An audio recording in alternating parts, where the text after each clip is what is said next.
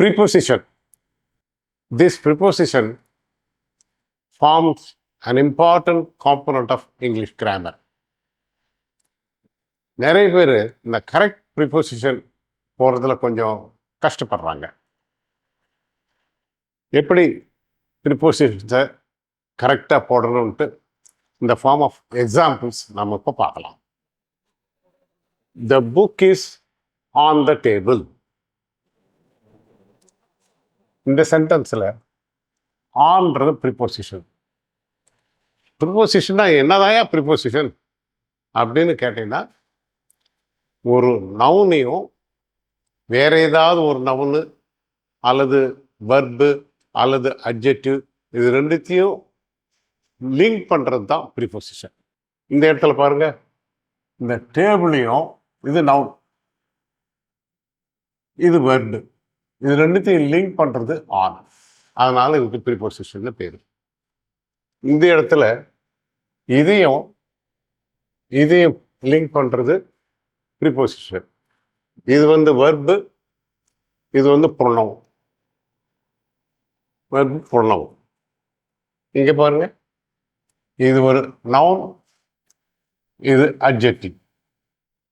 Here the two links Krishna and senior. This is a noun, this is an adjective. நிறைய examples பார்த்தா நமக்கு preposition எப்படி வெவ்வேறு இடத்துல யூஸ் பண்ணுன்றது ஈஸியாக புரிஞ்சுக்கலாம். The book is on the table. அந்த புத்தகம் அந்த மேஜையின் மேல் உள்ளது. அதுக்கு meaning, please listen to me. நீ ஜஸ்ட் ப்ளீஸ் லிசன் மீன்னு சொல்லக்கூடாது, please listen to me. Rama is senior to Krishna. சீனியருக்கு அப்புறம் எப்பவுமே டூ தான்.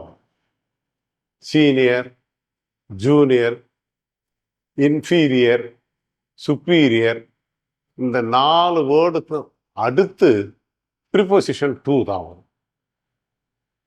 Nobody is inferior to anybody. Nobody is superior to anybody. அந்த மாதிரி சீனியர், ஜூனியர், சுப்பீரியர், இன்ஃபீரியர் இதுக்கு அடுத்து வர preposition necessarily to.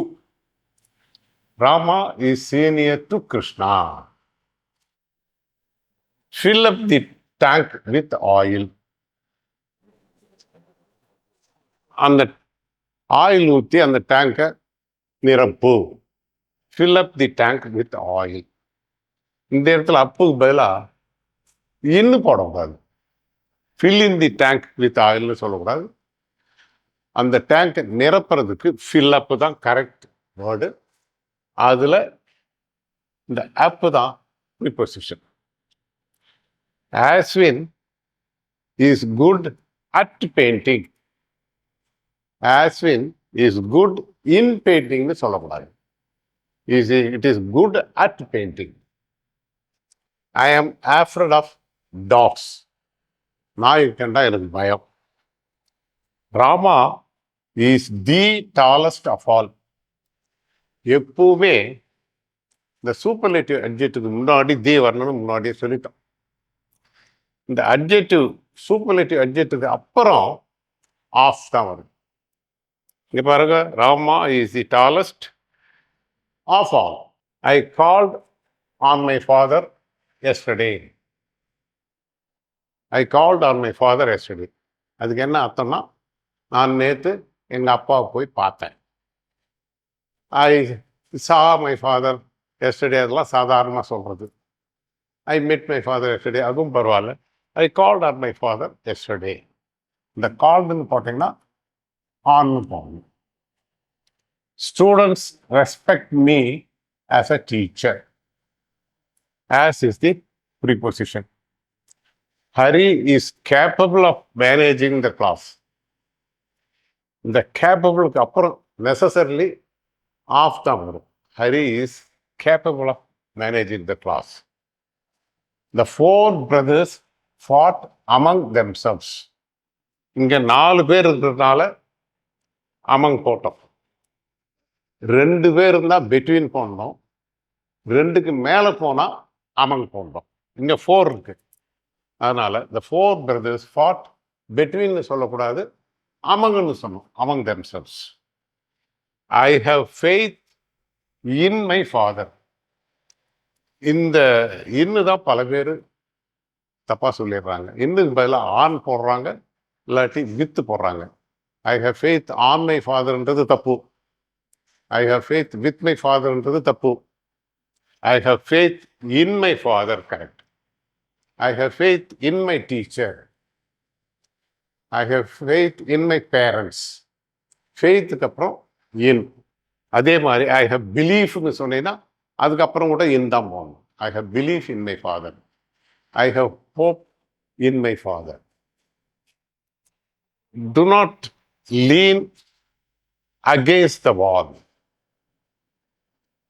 Do not lean செவுத்து மேலே சாராதே அப்படின்னு சொல்றதுக்கு do not lean against the wall. I use pencil instead of pen for drawing pictures. இதுவரையில் பார்த்ததெல்லாம் ப்ரிப்போசிஷன் சிங்கிள் வேர்டாக இருந்தது. இங்கே பாருங்க, இன்ஸ்டெட் ஆஃப் இந்த ரெண்டு வேர்டும் சேர்ந்தது தான் ப்ரிப்போசிஷன். இதுக்கு காம்பவுண்ட் ப்ரிப்போசிஷன் ஃப்ரேஷியல் ப்ரிப்போசிஷன் சொல்லலாம். I use pencil instead of pen for drawing pictures.